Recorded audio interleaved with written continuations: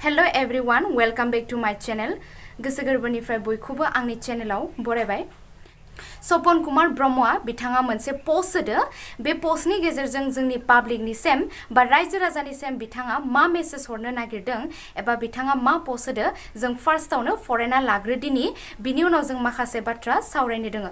सोरनिबा गाज्रि video viral जानायाव BCAA नि आखाइ थानाय बायदि खायसे मानसिनि BCAA खौ थोंजो एबा खेंसालियै सोंखारिबाय थानो मिनिथाव लाजिथाव आरो 1% बो गैया रोखा रोखा नुजागासिनो। सोरबा जेम्स गेमस्रि टमी मनीष एबा आर सानजोरां एन्टारटेनमेन्टखौ BCAA आ जोनोम होआखै, जोनोम जादो गावसोरनो फेदेरदो जौगाहोदो जों रायजो राजाफोरासो। बिनि उनावसो बिसोर BCAA नि साफा साफा मेम्बार एबा आर्टिस्टनि आइडि बा कार्ड लानानै BCAA आव सोजन जायो। BCAA आ गावनि मावनो गोनां खामानिफोरखौ मावगासिनोमोन, मावगासिनोखा, मावबाय थागोन। दानिया रायजो राजाफोरनि मावनो गोनां खामानि दं।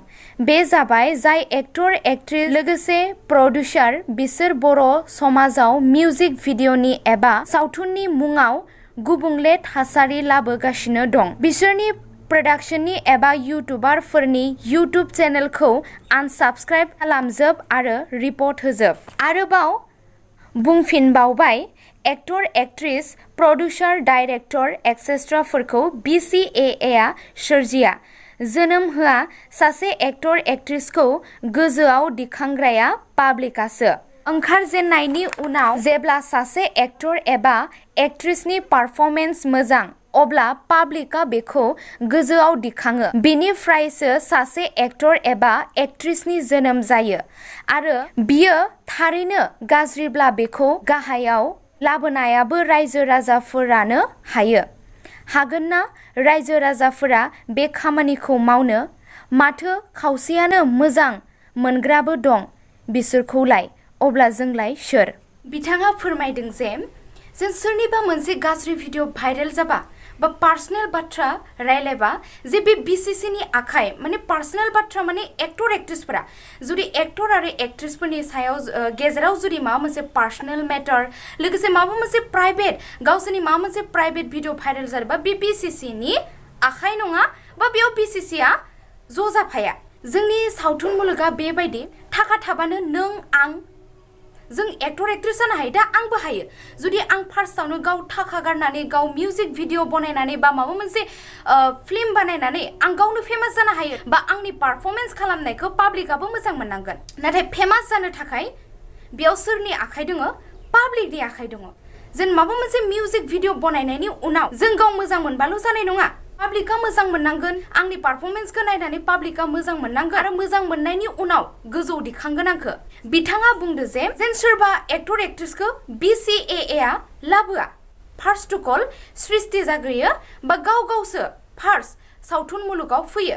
बिनि उनाव बिथांनि बा आंनि पारफर्मेन्सखौ मोजां मोननानै पाब्लिका जौगाहोयो आरो सासे एक्टर बा एक्ट्रेस महरै BCC आव हाबफै। जोंनि आखायावसो, जों पाब्लिकनि आखायावसो सोरबा एक्ट्रेस एक्ट्रेसफोरखौ जौगानायाव जों मदद खालामो आरो बिसोरो जुदि गाज्रिब्ला बेखौ बोख्लायनायावबो बारा बोलो नाङा। जोंनि आखायावनो जेन बिथांमोना जाय एक्टर एक्ट्रेसफोरा जोंनि कालचारनि बागै गाज्रि खामानि मावगासिनो, जोंनि कालचारखौ गुबुंले खालामनो नागिरदो, जों मानो जौगाहोनो?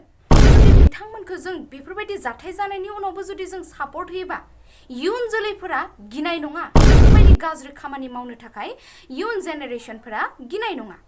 स' जों जेरै एक्टर एक्ट्रेसफोरखौ सापर्ट होनानै जों जौगाहोदोंमोन जाहाथे जोंनि हारिया डेभेलप जाथों होननानै, जोंनि कालचारा डेभेलप जाथों होननानै, नाथाय बिसोरो जुदि बेफोरबायदि गाज्रि खामानि मावोब्ला बिसोरखौ बोख्लायफिननायाबो जोंनिनो खामानि एबा बोख्लायफिननो हानाय गोहोआबो जोंनिनो। मानिना लाबाय जे BCAA आ बिथां टमी नार्जारी आरो मनीष स्वर्गियारी बिथां सानैखौ बोख्लाय, नाथाय बोख्लायसे बोख्लायनायनि उनावबो जुदि जोंनि पाब्लिकफोरा जोंनि बर' हारिनि रायजो राजाफोरा बिसोरखौनो थांनानै जुदि सापर्ट होफिनोबा इयुन जेनेरेशनफोरा गिनाय नङा बेफोरबायदि गाज्रि खामानि मावनायनिफ्राय गिनाय नङा बेनिखायनो आं सानो जे जोंनि कालचारखौ गुबुंले खालामग्रा बा जोंनि हारिखौ बदनाम खालामग्राफोरखौ जोङो बिथांमोनखौ सापर्ट होआबाबो जासिगोन बेलेग खामानियाव मावनानै जायोब्ला जाथोंसै बेयाव जोंहा जेबो बुंनो गैया गेजेराव बा जोंनि बर' कालचारनि उनाव फैफिननायनि उनाव जों बिथांमोनखौ जेबो सापर्ट होनायाव गैला बा जों सापर्ट होनाङा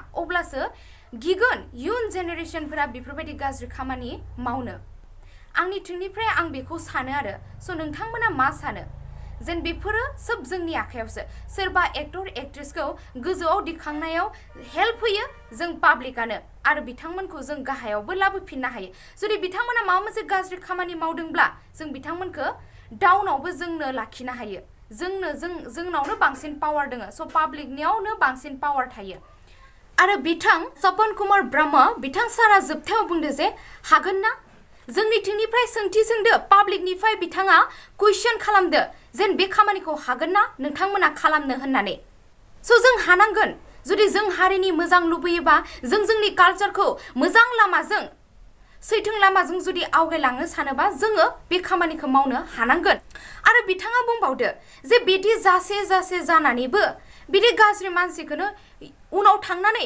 फिउचाराव थांनानै बिथांमोनखौनो जोङो सापर्ट खालामनायखौ जों नुनो मोनफिनो होननानै बिथाङा बुंदो जों सानै हयैनो बिथांमोनखौ इयुनाव सापर्ट होफिनोबा भुला सोरनि जागोन जोंनिनो जागोन लोगोफोर दिनैनि भिडिअआ बेसेमनोसै नोंथांमोना नायनानै मोजां मोनबायबा like comment subscribe and share खालामना होबानो जाबाय थेंक इउ फर वाचिं गोजोन्थों